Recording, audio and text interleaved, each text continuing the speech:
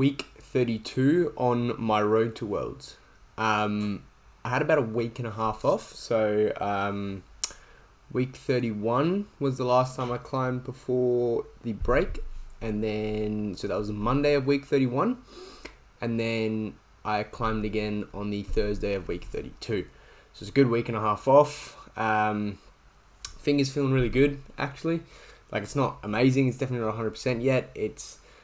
I feel like it's on that point now where it's kind of false sensitivity, like false security almost. It's like feeling good, but very easily can just snap back into being really, really bad.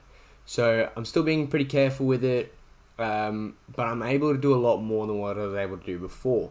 So one of the climbs that I did with my coach on my first day back, there is this pretty crimpy one at one of the gyms that I climbed at him with.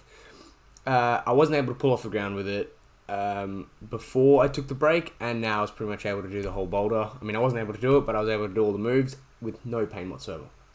So it's definitely looking really good. I'm still just going to be very careful with it, don't want to overdo it and take back to where I was before the break.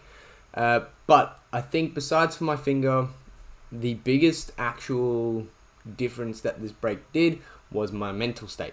So I had a lot of time to think and reflect, and it's just brought up a lot of things about how I approach my training and the thought process behind it. I realized that one of the things I really needed to do was be more open to failure.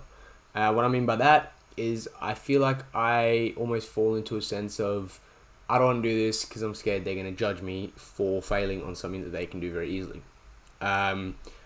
which is not the type of mindset that I should be having. And I'm not a big news resolution person, but after reflecting and everything like that, it just so happened to fall on New Year's that I just need to be more open to failing and less afraid of failing. I feel like that's the better way of putting it. I need to be less afraid of failing.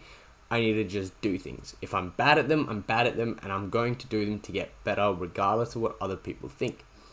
So that is going to be something that I'm going to be working on, just doing it regardless of who's around, regardless of what they think about me, because at the end of the day, there's only one way I'm going to get better at it, and that is just to do it.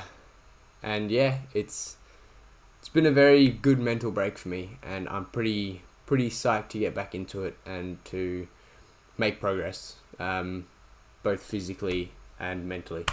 So let's have a look at my first week back from the break.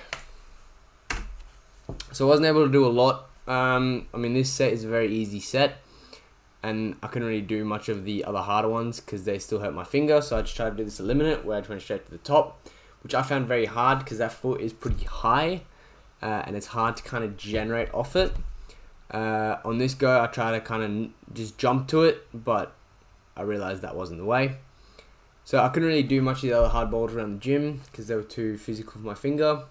So I kind of just did a bunch of eliminates on this easy comp set, just trying to work out a couple moves, things that I'm bad at especially, and then just, really try and dial it down.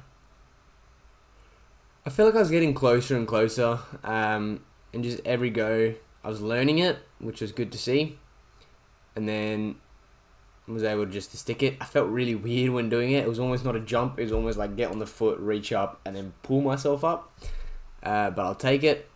This was just a giant leap that one of my friends set for me, which I banged my shin on that volume there, so if you want to count it as a dab, you can, but all I know is it hurt.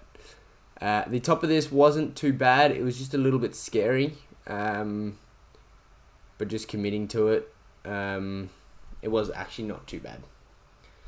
This was a variant I made up myself, so just trying to do a run across here. The foot coordination is something I've always been bad at. It's something I've always kind of been open about that I'm bad at it. So this kind of running across, making sure my feet get landed properly. I'm just a bit annoyed at myself there because I'm just not doing it correctly. And the idea is to jump to the second last blue hold there, which is pretty big. it's just a very, very fine line between getting it right and just losing all your momentum when you hit that right foot. Around here, I started to just kind of give that first swing a little bit more. You can see I land a little bit further on, and just kind of continue the motion instead of almost stopping. And the stoppingness was very unintentional. And every go that you can see my momentum just halt is when I kind of put low energy into the move, which is a very high energy move. I need to continue it going. And this is the go where I nearly die, which is a bit of exaggeration, but I fully scraped all along the left side of my body on that blue hold, which hurt. So I try to just commit to doing it again right there. I just didn't want to do the move, but I really just wanted to convince myself to just try the move again. And I actually got pretty close doing it again. And then near the end of my session, I just wanted to repeat this. I wasn't able to get this on video before break, so I was happy that I was still on. And I did the move terribly. If the hold wasn't as good, I don't think I would have been able to do it. But it was at the end of my session, so I kind of just moved on. And then just a bit of balance on this dual text bit, and then once I showed control, I kind of just went to the jug bit at the top of it. So yeah, good week for me. Good break in between the week 31 and week 32. I'm very happy with the progress I'm making mentally. Hoping my finger gets better quicker. Because yeah, I'm really psyched to get back into try-harding. So yeah, see if I can keep this going. Stick around for the journey.